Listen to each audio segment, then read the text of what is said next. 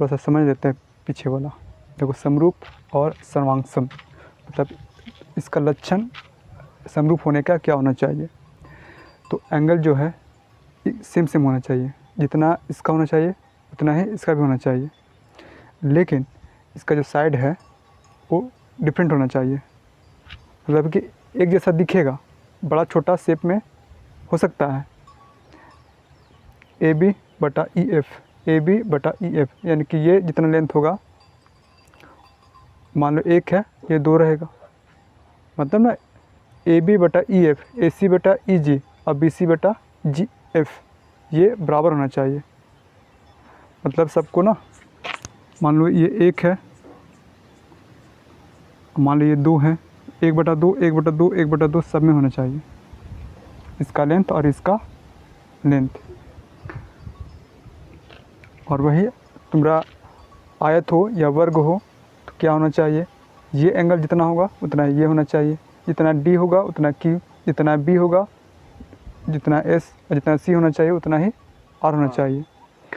और लेंथ इसका A B बटा पी क्यू, ए बी बटा P S, A D P Q, तो D C Q R, B C S R या फिर आर एस। अब सर्वांगसम, सर्वांगसम में बस इतना फ़र्क है, जितना ये लेंथ होगा उतना ही ये वाला दूरी होना चाहिए। मान लो 5 सेंटीमीटर है तो ये भी 5 सेंटीमीटर, अगर ये 10 है तो ये भी 10, इस टाइप से होना चाहिए। मतलब कि बराबर होना चाहिए, भुजा भी और एंगल भी उसी तरह इसका होना चाहिए। समझो, बस एक दो ही लक्षण है समरूप होने का। एक समरूप होने का ये बटन होना चाहिए, मतलब कि छोटा बड़ा चलेगा लेकिन सेम सेम दिखना रहना चाहिए। ऐसा नहीं कि यहाँ पे वर्ग होना चाहिए, यहाँ पे आयत होना चाहिए, या त्रिभुज यहाँ पे वर्ग, इस टाइप से नहीं चलेगा। तो त्रिभुज यहाँ पे समकोण त्रिभुज है तो यहाँ पर भी समकोण त्रिभुज होना चाहिए, बड़ा रहेगा शेप में, उससे कोई फर्क नहीं पड़ने वाला। एक समान समरूप मतलब एक समान रूप होना चाहिए। एक्सरसाइज 6.1 को फिर करते हैं।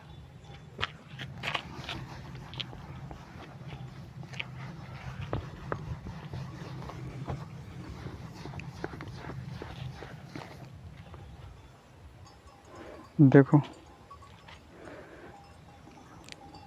6.1 का 1, सभी वृत्त सर्वांगसम होते हैं या समरूप होते हैं। सभी वृत्त, कोई सा वृत्त ले लो छोट बड़, ये क्या है, सर्वांगसम है या समरूप है। सर्वांगसम मतलब ना कि जितना इसका लेंथ है, त्रिज्या है, उतना ही इसका त्रिज्या होना चाहिए। मतलब कि ये उठ करके same to same as it is इस पर बैठ जाना चाहिए, पता नहीं लगना चाहिए कि दो यहाँ पे वृत्त है, उसको कहा जाता है सर्वांगसम। तो कोई सा भी वृत्त का, सभी वृत्त क्या होते हैं, समरूप होते हैं या सर्वांगसम होते हैं। समरूप एक समान होते हैं, छोटे बड़ा शेप चलेगा, समरूप हो गया। और फिर कह रहा है सभी वर्ग क्या होते हैं, समरूप होते हैं या फिर सर्वांगसम होते हैं। वर्ग जिसकी 4 भुजा होता है, सारा सेम इसका भुजा, ये भी समरूप हो जाएगा। और फिर कह रहा कि सभी त्रिभुज क्या होते हैं, नहीं, क्वेश्चन तीसरा है कि सभी त्रिभुज समरूप होते हैं। कौन सा, समद्विबाहु त्रिभुज होगा या समबाहु त्रिभुज होगा। समद्विबाहु त्रिभुज और एक है समबाहु त्रिभुज। कर इन दोनों में से कौन सा त्रिभुज जो है समरूप होगा। समबाहु, मानो समद्विबाहु लेते हैं तो समद्विबाहु त्रिभुज किसको बोला जाता है, जिसमें 2 भुजा बराबर हो। जैसे कि हमने ये 2 भुजा ले लिया बराबर, और हमने एक ले लिया ये भुजा बराबर।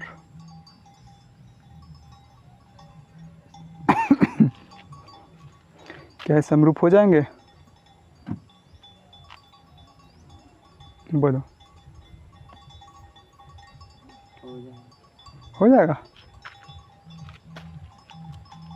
त्रिभुज किन त्रिभुज तो एक ही है, ठीक, लेकिन इसका जो एंगल होगा डिफरेंट होगा ना। जैसे हमने ये लिया, ठीक है, एक हमने एक ये ले लिया, ये भी तो समद्विबाहु है ना, तो एक कैसे है?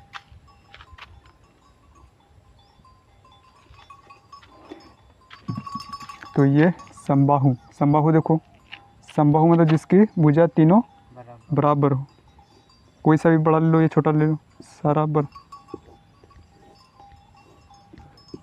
सेम चीज़ है, सिर्फ शेप में बड़ा है। एंगल और इसका जो भुजा है, एंगल सेम रहेगा और भुजा डिफरेंट होगा। इसका मान लो 4 है, तो अनुपात में रेशियो में 4/5, इसका भी 4/5 इस टाइप से।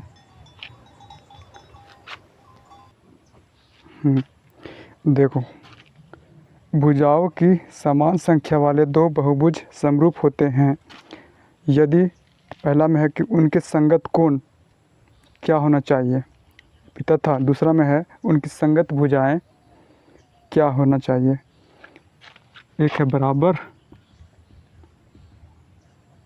और एक है समानुपाती। सबसे पहले ना समझते हैं कि बहुभुज क्या होता है। बहुभुज मतलब ना कि जिसमें 2 से अधिक भुजा से कोई शेप बनता हो, आकृति बनता हो। 2 भुजा से अधिक होना चाहिए, उसको बोलते हैं बहुभुज, पॉलीगन इंग्लिश में। ले लो 3 भुजा, ये भी बहुभुज है, ये भी बहुभुज है, ये भी बहुभुज है, जिसमें 2 से अधिक भुजा होना चाहिए। इसमें 3 है, इसमें 4 है, 2 5 है, 5 है, तो उसको बोला जाता है बहुभुज, पॉलीगन। तो कह रहा है कि भुजाओं की समान संख्या वाले 2 बहुभुज समरूप होते हैं। समरूप कब होंगे? जब 2 भुजा बराबर। जब दो बहुभुज ले लिया, मान लेते हैं, एक ये ले लिया हमने, एक ये ले लिया, तो कह रहा कि उनके संगत कोण, इसका संगत कोण, ठीक, समरूप कब होगा? जब इसका संगत कोण क्या होगा, इसका एंगल जो है बराबर होगा, तभी तो समरूप होगा। तो फर्स्ट में होगा समरूप। समरूप कब होगा? जब बराबर होगा। फिर कह रहा है कि उनकी संगत भुजाएं, उनकी संगत भुजाएं समरूप कब होगा? जब उसका भुजा जो है क्या होगा? बराबर। बराबर कैसे होगा? समानुपाती न होगा। समानुपाती कहने का मतलब कि उसका रेशियो जो होगा, अनुपात होगा, वो सेम होगा। मान लेते हैं 2 हमने लिया, ये त्रिभुज, ठीक, ये तो क्या है, समरूप है। तो इसकी जो भुजाएं हैं, इसका मान लेते हैं 1 2, यहाँ पे 3 6 4 और 8, ठीक। समरूप होने का क्या लक्षण है? पहला, एक ही आएगा बता। सबका एंगल सेम होना चाहिए। दूसरा कंडीशन होना चाहिए कि इसका इतना बटा इतना, 1/2 बराबर इतना बटा इतना, 3/6 बराबर इतना बटा इतना, 4/8, सबका इक्वल सेम होना चाहिए।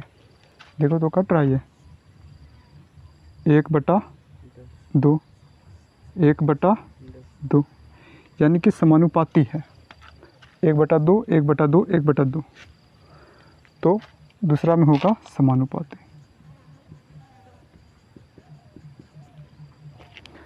और फिर समझो क्वेश्चन नंबर दूसरा, करा निम्नलिखित युग्मों के 2 भिन्न उदाहरण देना है।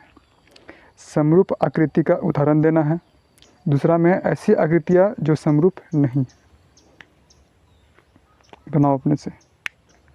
ऐसा उदाहरण देना है एक मतलब कि शेप लेना है कि समरूप होना चाहिए, समरूप आकृतियाँ।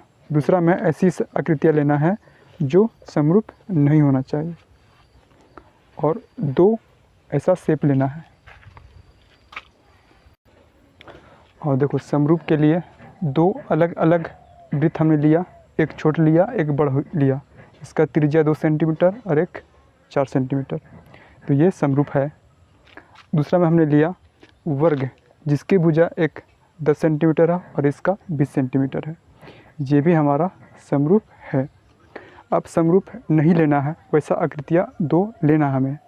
देखो 2 अलग अलग आकृतियाँ हमने लिया, एक हमने वर्ग लिया और एक हमने वृत्त लिया, तो ये हमारा समरूप नहीं है। और दूसरा में फिर देख लो, 2 अलग अलग आकृति हमने लिया, एक लिया समकोण त्रिभुज और एक लिया समबाहु त्रिभुज, ये डिफरेंट शेप है, चलते ये समरूप नहीं है। अब चलते हैं क्वेश्चन नंबर 3 की ओर। क्वेश्चन नंबर 3, इसमें 2 आकृति है, एक हमारा ये और एक ये। इसको चेक करना है कि समरूप है या नहीं है। देखने से तो पता चल रहा है कि समरूप नहीं है, लेकिन बना कर दिखाना है कि समरूप क्यों नहीं है। और समरूप का कंडीशन क्या होना चाहिए? तो पहला एंगल सेम होना चाहिए, जितना ये होगा उतना ही ये कोना, जितना ये कोना होगा उतना ही ये कोना, जितना ये उतना ही ये, और जितना ये उतना ही ये कोना, ठीक। और दूसरा कंडीशन क्या होना चाहिए? दूसरा कंडीशन में इसका ये लेंथ बटा ये लेंथ, ये वाला बटा ये वाला, इतना लेंथ बटा इतना, मतलब सब का वैल्यू जो है इक्वल होना चाहिए, समान होना चाहिए। जैसे देखते हैं, फिर सबसे पहले एंगल देख लेते हैं। तो एंगल डी 90 डिग्री है ना। हाँ, ऐसा देवल रहेगा कहीं पे तो समझ जाना 90 डिग्री है। हाँ, इसमें तो 90 डिग्री नहीं है, मतलब कि 90 डिग्री से कोई बड़ा है कोई छोटा है, तब कि सेम एंगल नहीं है। जब सेम एंगल नहीं है तो फिर यहीं पे कहानी ख़त्म हो गया। इसकी दोनों कंडीशन अप्लाई होना चाहिए, ये एक और दूसरा। चलो ये नहीं, थोड़ा दूसरा चेक कर लेते हैं। तो एस पी 1.5 बटा में 3, 1.5 बटा में 3, 1.5 बटा में 3, 1.5 बटा में 3, मतलब सेम है। दूसरा कंडीशन पार हो जा रहा, क्योंकि पहला कंडीशन पार नहीं हो रहा, तो हम लिख देंगे अतः 2 आकृतियाँ जो हैं ये दोनों समरूप नहीं है।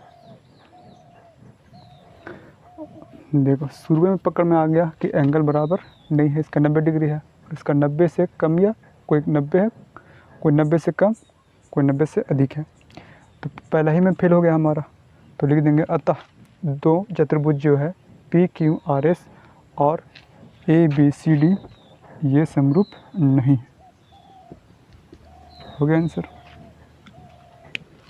तो एक्सरसाइज यानी प्रश्नावली 6.1 हो गया समाप्त।